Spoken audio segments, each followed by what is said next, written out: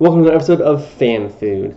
I'll get to week 1 analysis either today or tomorrow, but I first will make a video on week 2 and predictions and the lines. So let's first start with the Thursday night game, the Tampa Bay Buccaneers and the Carolina Panthers. Now, to me, this game is pretty even. Both teams had defenses that played extremely well in week 1 and offenses that played pretty poorly. The difference for me is that Carolina Panthers offense is just kind of bleh, there, just hanging out, not doing a whole lot. Whereas Tampa Bay showed a lot more potential for burst, but they also showed signs of combustion with Jameis Winston throwing interceptions, fumbles, and overthrowing wide receivers. So even though I do think the Carolina Panthers will probably win the game, I do think that the 7 points is a little high, so I'll take the Tampa Bay Buccaneers plus 7. The next game is the Indianapolis Colts and the Tennessee Titans.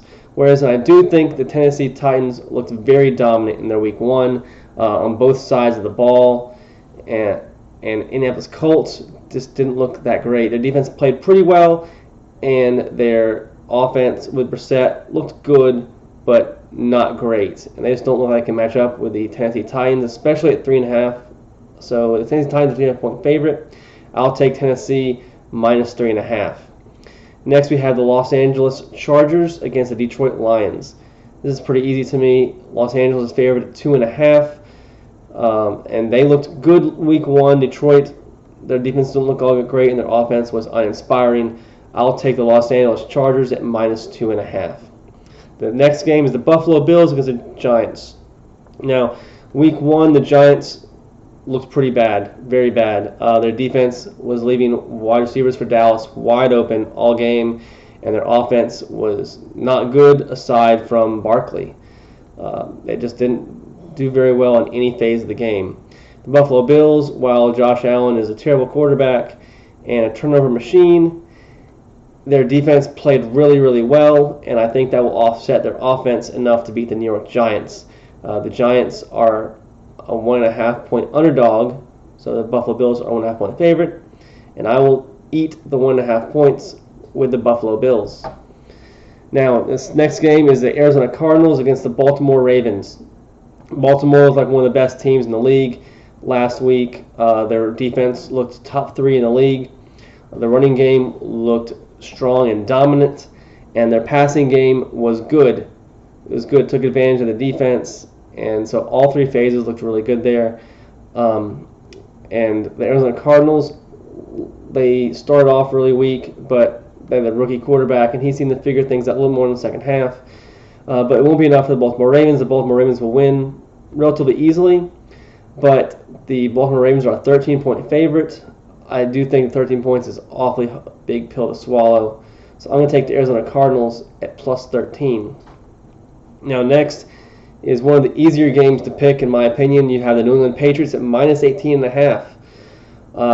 New England looked great, and while most of the time 18.5 points is too big, Miami Dolphins looked like a team that would be in college, and they looked awful. And so I think New England Patriots minus 18.5 is a gift. I'll take the New England Patriots at minus 18.5. Next, we have the Dallas Cowboys and the Washington Redskins.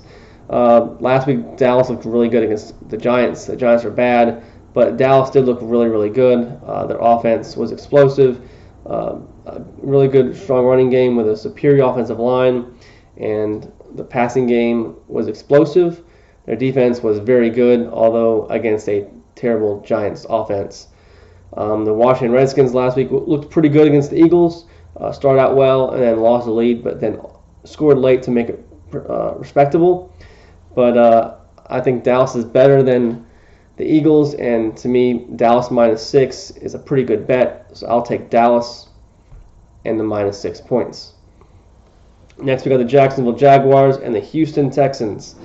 Last week, the Jacksonville Jaguars did not look good on offense. Their defense was so-so. The Houston Texans, one of the best teams in the league, who lost to New Orleans with a last-second field goal. And I definitely think they're 9 points better than the Jaguars. I'll take Houston Texans at minus 9. Next, we got Seattle Seahawks versus Pittsburgh Steelers. Pittsburgh, without Antonio Brown last week, looked anemic on offense. They had no burst. Ben looked old, and Connor, even though he is good, he is not Le'Veon Bell. And the Seahawks are one of the better teams in the league, and the Seahawks are somehow a 3.5-point underdog. I'll take the Seahawks plus 3.5 all day, every day. Next, we have San Francisco 49ers versus the Cincinnati Bengals. The 49ers won. They looked pretty good, but the Cincinnati Bengals defense looked amazing last week. And last week, their offense looked good. It's just that Andy Dalton couldn't get out of his way. And I think that their offense will be good, and that the 49ers will not be able to cause some of the turnovers that plagued Andy Dalton in the first week. So Cincinnati Bengals at -1.5. I'm going with them. Then you got the Minnesota Vikings against the Green Bay Packers. The Minnesota last week looked like one of the best teams in the league. Their defense looked top notch. Their running game looked really good with a Cook, and their passing game was adequate and held its own. Whereas in the Green Bay Packers last week, their defense looked very good against the Chicago Bears and Mike Trubisky, which I'm not sure quite what that means. It may just mean Trubisky's really bad. But their defense does look really good. On the flip side, though, their offense looked terrible against the Chicago Bears defense. And so while their offense looks inept and their defense looks good, Minnesota Vikings look really, really strong on all phases of the game. So I will take Minnesota and the +3. I would pick Minnesota to win outright. So Minnesota +3 is a no-brainer in my book. And then we have the Kansas City Chiefs and Oakland Raiders. Now, Oakland Raiders had a good game last week, but the Kansas City Chiefs are the Kansas City Chiefs. And I will take gladly the Chiefs and their -7 for sure. Next, we have New Orleans Saints and Los Angeles Rams. The Rams are a 2-point favorite.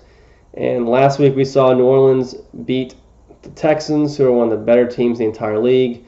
Los Angeles played well, but not that well last week. I'll take New Orleans Saints +2, please.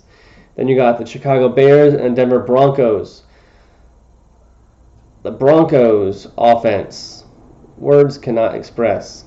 Wow, Flacco was terrible last week. I feel like Flacco plus the Chicago Bears defense is a recipe for disaster. Yes, the Chicago Bears offense is not that great, but that defense with Joe Flacco is scorched earth material. And Chicago Bears at -2.5, I'll eat it up all day, every day. Lastly, we have the Philadelphia Eagles and Atlanta Falcons. Philadelphia looked very good last week against the Redskins, and Atlanta, their defense looked really bad, and their offense was inexplicably horrible, considering they have a lot of weapons on their offense. 6 points for that offense is horrendous. It's unforgivable, to be honest. And so I'll take Philadelphia Eagles at -1.5. And for some reason, the Cleveland Browns and the New York Jets, there is no spread for them right now. That may be because their quarterback has mono, and they have injuries at running back and so forth, and so they're just not putting the spread up. But with that, I would definitely take the Cleveland Browns easily.